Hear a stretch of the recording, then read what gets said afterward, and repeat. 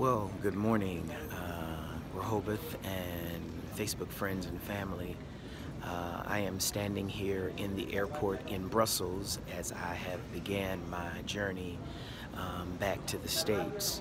I must tell you that I am completely in awe of all of that I have experienced, all I've seen and felt, heard and witnessed while in Africa. Just completed the first leg of my almost 24 hours of travel now that I will take before I get back to Atlanta sometime Thursday evening. I've just finished the first 8-hour flight from Kigali to Brussels. I have about a 3-hour layover here, and then I will be flying about 8 hours from Brussels to New York, and then from New York to Atlanta. I just wanted to pause and say how deeply meaningful this trip has been for me. I've been changed by it, just to see, first of all, just to experience all of the things that happen on the continent of Africa. The sights, the sounds, the smells, the tastes, is just life-changing. It was amazing to see brothers and sisters that I've never met before and share in a culture that is completely different than what I'm typically used to. It was a joy to be in countries where English was not the predominant language. So it's been a long time now since I've heard English with everybody speaking English. There have been so many flavorful languages, and that my communications for the last 14 days have been through interpreters, which has been an extreme experience, an amazing experience for me, preaching through interpreters, talking through interpreters. The things that we take for granted in the States, but to be a visitor in a culture that is predominantly other than what I am used to has been powerful.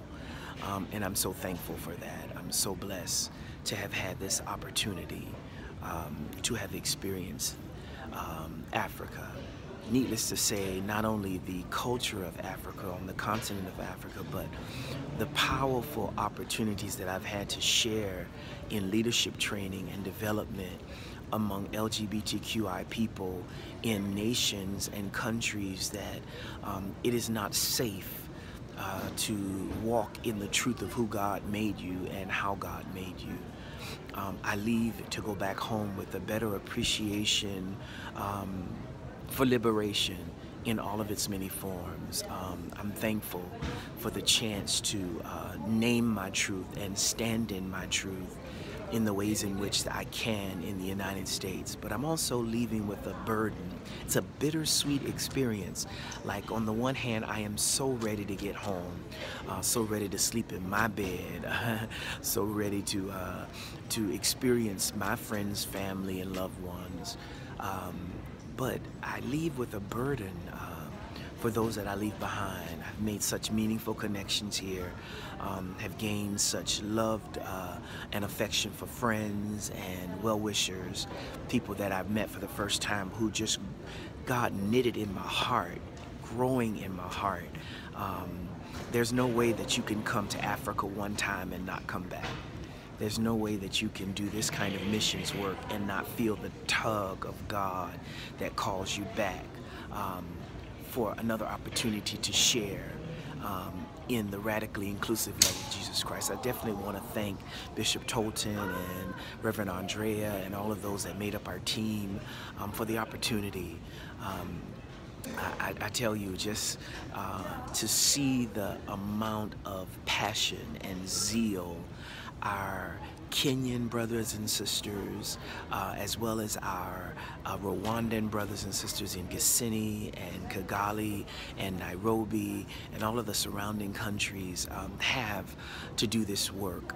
They are in the trenches every day, providing safe spaces for people.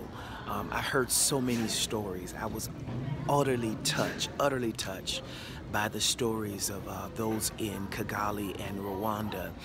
There is a noticeable gap. Everything that we did, we saw a noticeable gap of extremely young people, but then elderly. And it's directly resulted to the genocide. Most of the adults ages 40 and older, 40 to about 50 or 60, are utterly missing. Can you imagine 1 million lives lost in the span of 2 months, 2 to 3 months in 1994? So many of the children, the babies that were spared during that time now have grown up to be young adults. It was 23 years ago this year the genocide took place. So those that were displaced, those whose babies whose parents were killed, aunties and uncles were killed, they are now early 20s, and the future leaders and the current leaders of the Rwandan country. So when you talk to them, you often hear them lament over, I don't have any family. I'm on my own and have been on my own all of my life. It's heartbreaking. It's touching. But on the other hand, it's amazing to see the level of ingenuity and perseverance that it took for these people to survive. And they not only survived, they are thriving here in Rwanda, or they're in Rwanda. They're thriving in Kenya.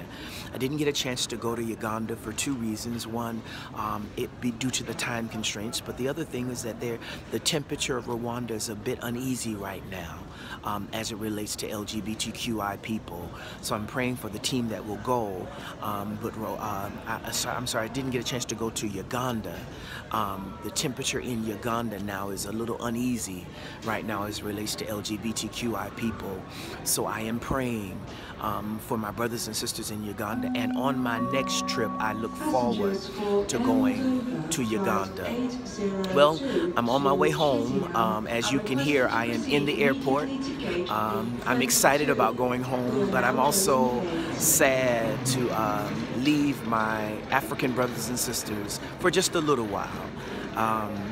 I want you to know that I intend not only to come back, but to bring as many of the saints as will come, because I think it's something that you need to experience. I had great food, great fun, great fellowship, got a chance to see. I'm bringing back some souvenirs. I'm just changed. I'm so changed. I am utterly just mesmerized by this experience. I'm so thankful to my Rehoboth family for giving me the opportunity to explore this great call of God to missions work. We've got work to do in America, but it cannot be divorced and separate from the work that our brothers and sisters in Africa and countries like Africa, continents like Africa, are experiencing and are doing as it relates to liberation theology and the intersectional justice work that we have been called to. For in fact, none of us are free until all of us are free. And I had a chance to see how intricately interwoven all of our concerns and issues are to the subject of liberation theology. Pray for me as I continue this journey today, and I look forward to seeing everyone back home. I love you. This is Pastor Troy signing off on my last video for my trip to the continent of Africa. Oh, how I have been changed. Oh, how many stories I have to share.